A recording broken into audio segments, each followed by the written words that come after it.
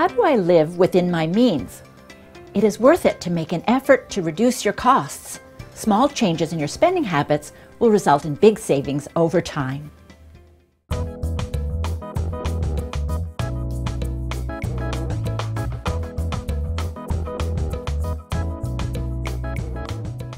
Today we'll discuss how to live within your means.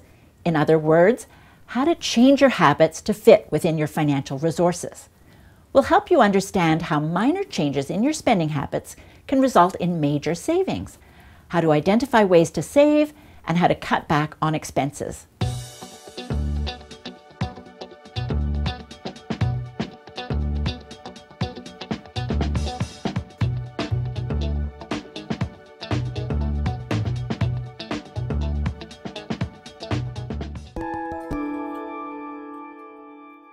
Living beyond your means can be a costly and sometimes lifelong mistake. By identifying ways to reduce your spending, you can quickly and easily get back on track. Once you know what you spend and where you spend your money, you can begin to take action to control your expenses. Here's an easy exercise to help you figure out where you spend your money. Every day for a month or two, keep track of everything you buy or spend money on, from your daily cup of coffee to groceries, lottery tickets, and gifts. Use an expense recording system that works for you, such as a notebook, mobile app, spreadsheet, or software. Or ask your financial institution if it has ways to help you categorize your expenses. At the end of a couple of months, you'll get a clear picture of how you're spending your money and where to cut back. Most people who do this exercise are surprised at how much they spend on things like coffee, eating out, and impulsive purchases.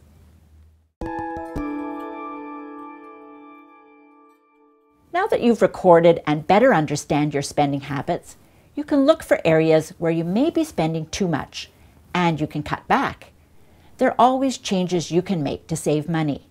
Remember, small savings add up quickly. Here are some ideas to get you started.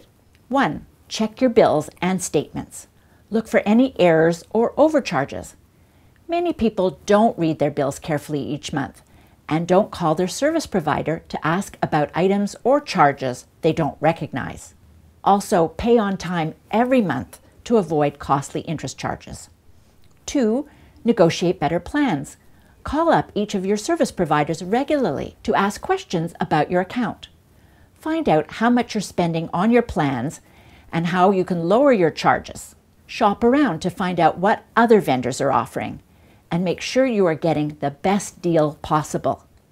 If you're not, call your provider to see if it will match the competition. Don't be afraid to ask for a discount or a better deal. 3. Lower your banking fees. Banking fees can often be lowered by knowing your options and choosing the right banking package. There are no-cost and low-cost account options available. Try the Financial Consumer Agency of Canada's Cost of Banking tools to find the right banking package for you. 4. Consider bundling your services. Find out if you can get several of your services from one provider. Then ask if there are any discounts for getting all your services with them. Try to negotiate with the provider. This usually works well with telecom providers who offer several services like cable, internet, and phone. 5. Reduce impulsive spending.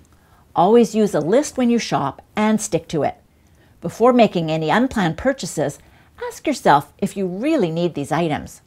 Bring only enough cash to buy what you plan to buy. Sleep on it and see if you still want the item the next day. 6. Plan ahead.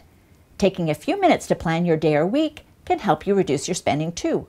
For instance, plan your meals for the week. This will help you create your grocery list and encourage you to bring your lunch instead of buying it. Carry a refillable water bottle with you to avoid buying bottled water or other beverages.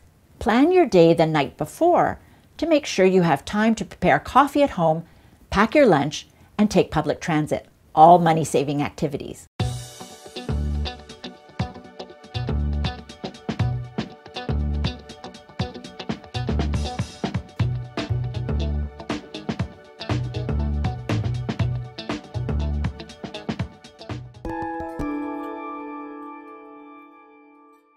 If you had to, How would you save $100 this month by cutting back on your spending?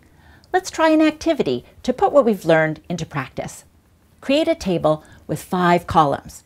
In column 1, list all the categories where you could cut back on your spending. In my case, I listed food, transportation, and cell phone plan. In column 2, list what you would do differently to save money. For instance, I will try to pack a lunch 3 times a week. In column 3, list the daily savings. Packing a lunch will save me $5 a day versus eating out.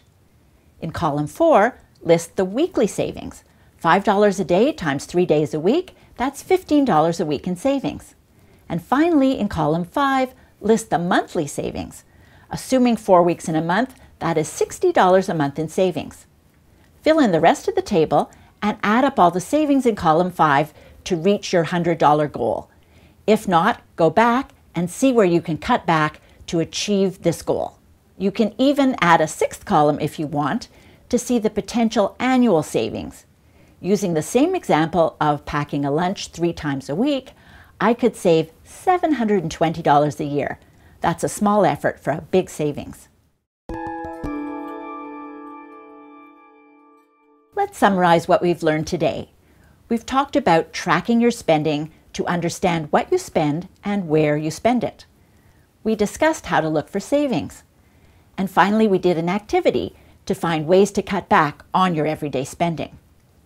Living within your means is a reachable goal. You need to know what you're spending, have a plan to cut back, and have some discipline. You will face challenges from time to time, but keep at it, and you will see the results in no time. I wish you financial success.